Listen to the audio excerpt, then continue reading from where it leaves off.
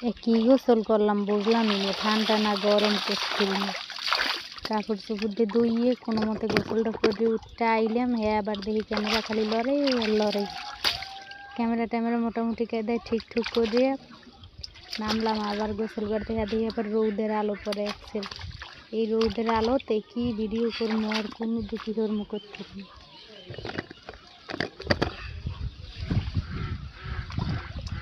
তো আমরা ভিডিওটা দেখতে থাকেন। আজকে কিরমের কি গোসল করলাম।